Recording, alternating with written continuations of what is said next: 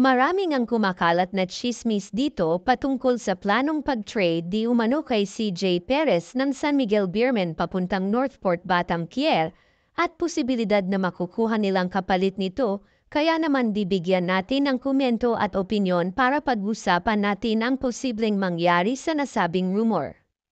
Matapos na ang early exit ng koponan ng San Miguel Beermen dito sa Commissioner's Cup, posible nga ang malaking pagbabagong gagawin ng San Miguel Beermen sa kanilang koponan kasama ng adyanang pag-trade ng kanilang mga player na sa tingin nila ay mapapabuti at mapapalakas nila ang kanilang line-up sa darating na All-Filipino Cup.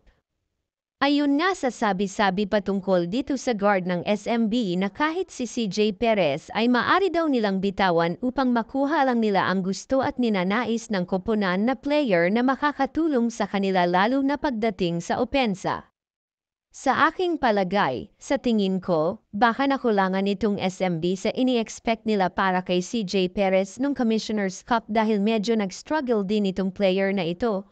O di kaya ito lang ang asset nila na pwedeng ipangtatapat sa kukuhanin nilang player, at kung bibitawan nga nila itong player na ito dapat mas level din sa kanya ang ipapalit kasi si CJ Perez yan. Alam naman natin ang kalidad ng isang CJ Perez, tapos gilas player pa ito, kung sa Northport Batamquier ang bagsak nito. Ang pwede siguro pang tapat sa kanya o magiging kapalitan, malamang dalawang players yan, o di kaya pwede din si Arvin Tolentino, bagong best player of the conference na mainit-init pa.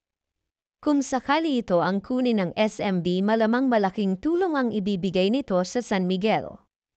High scoring ang player na ito, kayang gumawa ng sarili niyang puntos. Maaasahan mo talaga pagdating sa opensa, hindi ko sinasabi na walang opensa si CJ Perez. Sa akin lang, kung matrade ito sa Northport Batamquier at sa opinyon ko pwede silang pagpalit ng one-on-one. Parehas silang gilas player, kung pwede nga lang pagsamahin silang dalawa sa iisang koponan. Isipin niyo kung gaano kalakas yun kung ganun ang mangyayari. Pero balik tayo kay CJ Perez, siguradong marami din magkaka-interest dito hindi lang Northport Batamquier kasi alam ng lahat ang laruan ng player na ito. Pero sigurado din na pag-iisipan ng Northport ang posibilidad na mangyayari dahil hindi naman basta-bastang player ang ipapalit nila dito dahil inaasahan din nila ito pagdating sa scoring. Marami nga namang player ang pwede umiscore sa Northport pero iba pa din ang isang Arvin Tolentino. Kayo mga lods, ano ang opinion nyo about sa video natin?